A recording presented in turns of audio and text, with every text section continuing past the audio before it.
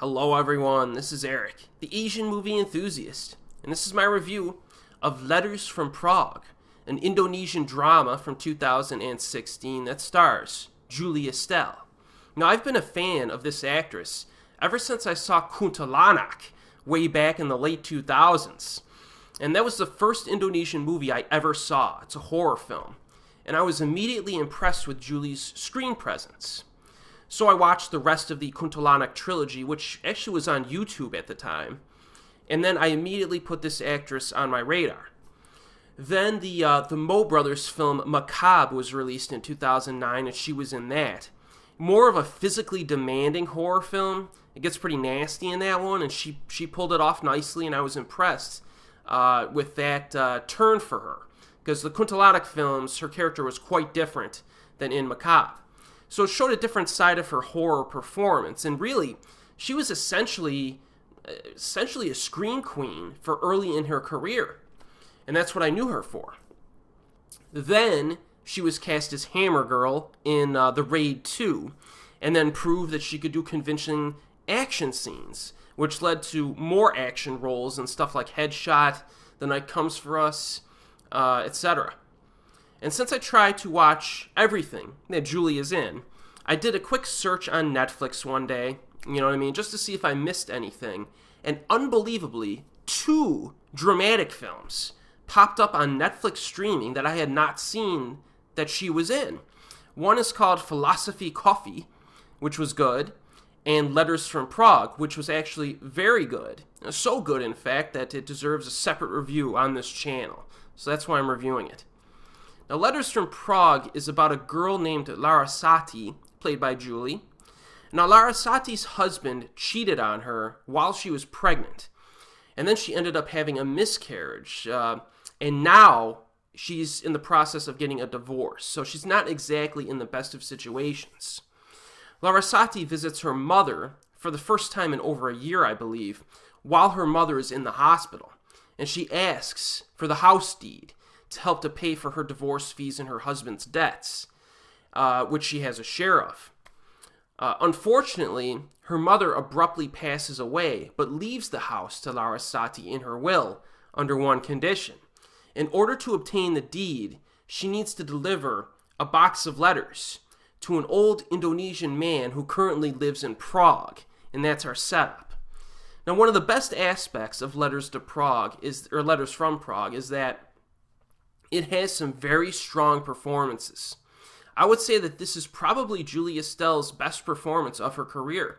She seems like a rather cold-hearted person near the beginning of the film, because really her desire is just to obtain the deed to the house to help with her financial problems, without consideration for the feelings of other people, basically, including this older man that she's visiting.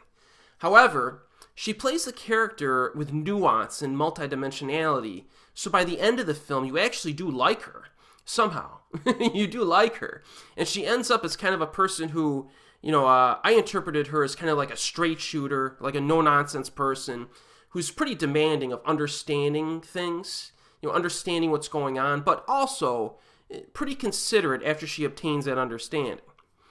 Now, our male lead is played by Tio Pakusadewo, and you'll immediately recognize him as the level-headed gang leader from The Raid 2. It was nice to see him, another side of his acting in Letters from Prague, and he's really good in this. He's so likable and sympathetic, but he's also very self-respecting and principled. You kind of feel sorry for the guy and what he's been through, but you also respect him. And that's I think Tio did a really good job of kind of balancing those two aspects of his character. So both leads have great chemistry, and their relationship it has like a father-daughter dynamic to it that I really liked. And their relationship is the basis for the whole film. I mean, this whole film just revolves around them. Our protagonist finds this old man within like the first 20 minutes of the film. So it's not like you're spending like the whole film on this journey of trying to find this guy. She finds him fairly early on. But Tio's character basically refuses to accept the letters for an unexplained reason. So she has no choice but to hang around this guy and try to convince him to take these letters and sign the form saying he accepted them, because she needs the deed to the house. So that's the whole basis for this, and it's a really good setup. Their interaction goes back and forth between conflict and bonding. I like that. Both characters are highly motivated, and you can understand where they're both coming from, which is important. The dialogue is really good in spots. Like, whenever they argue, their arguments in particular I really liked. They almost use, like, logic against each other's position. Be like, well, if you feel this way, why don't you do this? And it's very, like, very thoughtful argumentation. I really like that about this. If you see the film, you'll know what I'm talking about. This film also touches upon some political events that occurred in the 1960s that resulted in some Indonesians being exiled from their home country. So you have that cultural aspect to it. And then the film was, I believe, actually shot in Prague. So there are some nice little cityscapes and environments to enjoy at times. I was actually not expecting this movie to be as good as it turned out to be. It actually has a lot of heart to it and some emotional resonance. I actually got teary-eyed a few times in this film. So it definitely works on that level. I recommend Letters from Prague, especially if you want something heartwarming. It's currently available on Netflix in the United States. I would really like to add this to my personal collection, my physical media collection, but it's not available on physical media right now, or even on an online purchase. It's just on Netflix, at least in the United States. So you don't know exactly how long films like this will be on there either. So I would say if you're a fan of Julie, or you just want a good, solid, like, drama, check it out. And as always, I'll see you next time.